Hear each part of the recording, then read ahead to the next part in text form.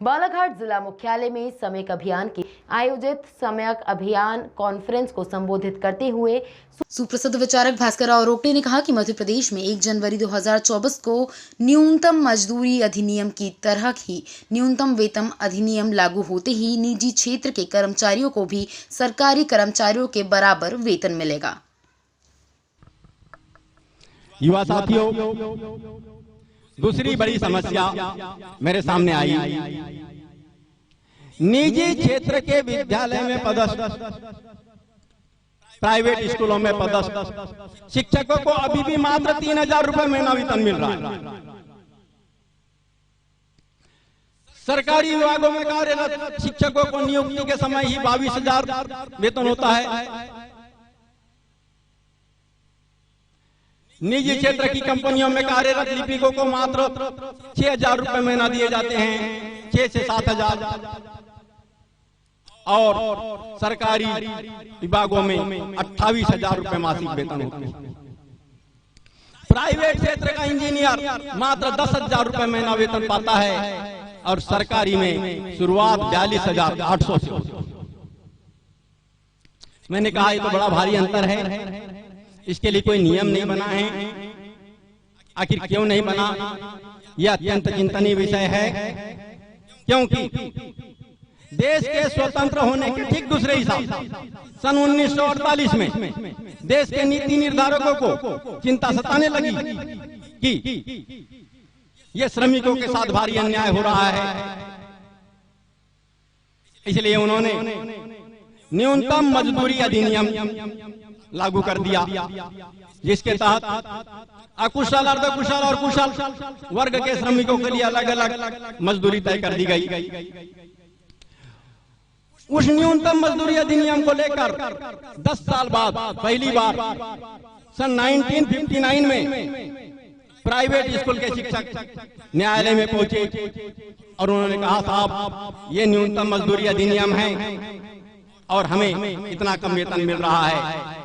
न्यायालय ने कहा, श्रमिकों के लिए लागू कानून शिक्षकों पर लागू नहीं होता। इसी तरह से सभी वर्ग के निजी क्षेत्र के कर्मचारी न्यायालय गए, लेकिन न्यायालय ने इनके लिए व्यवस्था नहीं दी। युवा साथियों, देश को स्वतंत्र हुए 75 साल बीत चुके हैं। अब तक शिक्षित वर्ग के कर्मचारियों के लिए न्यूनतम वेतन अधिनियम लागू नहीं हुआ है, जिसके कारण मेरे से मिलने आए थे पीडब्ल्यूडी के एएनसी इंजीनियर इन चीफ, जो स्टेट के हेड होते हैं विभाग के। उन्होंने बताया कि पीडब्ल्यूडी में कार्यरत श्रमिक को न्यूनतम मजदूरी अधिनियम के तहत महीने में 18,000 रुपए महीने की वेतन मिल रही है, और उनसे काम लेने वाला जो सुपरवाइजर है, जो इंजीनियर है, उसे मात्र 10,000 रुपए महीना दिया जा रहा है। ये सबसे बड़ा अन्याय है।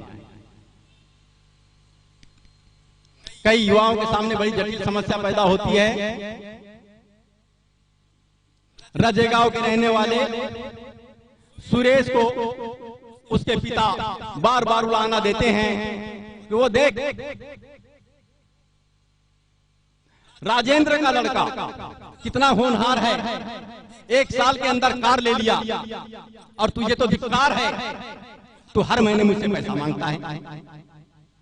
हकीकत यह है, राजेंद्र के लड़के को मात्र 70% अंक मिले थे और सुरेश को 85%, लेकिन उसे नौकरी सरकारी नहीं मिली।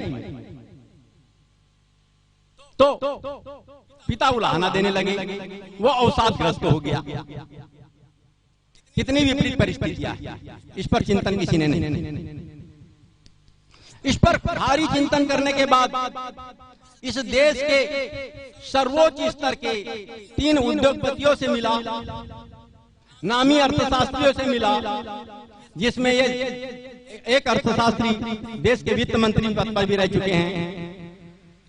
काफी विचार विमर्श के बाद मैंने एक ड्राफ्ट तैयार किया, मैंने उनको ड्राफ्ट दिखाया और मैंने कहा ये हमारा संकल्प। तो संकल्प क्या है? 1 जनवरी 2024 को उस समय जो मुख्यमंत्री की कुर्सी पर बैठेंगे, उन्हें आयोजित युवा दिवस के सम्मेलन में बुलाएंगे और उनसे कहेंगे भैया इस ड्राफ्ट पर हस्ताक्षर कर दीजिए, और उस ड्राफ्ट में लिखा होगा मध्य प्रदेश में तत्काल न्यूनतम वेतन अधिनियम लागू करने का संकल्प लिया जा रहा है। इस अधिनियम के तहत शासकीय विभाग में कार्यरत LDT, Utd, lecturer, assistant professor, LDC, UDC, steno एवं भिन्न भिन्न पदों पर कार्यरत अधिकारियों कर्मचारियों के लिए जो न्यूनतम वेतन नियुक्ति के समय निर्धारित होगा, उतना ही न्यूनतम वेतन निजी क्षेत्र की कंपनियों को भी अपने कर्मचारियों को देना होगा। यदि शासकीय क्षेत्र की वेतन के बराबर ही निजी क्षेत्र में वेतन हो जाए तो अवसर आप लोगों के सामने होंगे, और कोई भी व्यक्ति, कोई भी युवा केवल सरकारी नौकरी की ओर नहीं बढ़ेगा, निजी क्षेत्र में भी अपना भविष्य उज्जवल बना सकता है।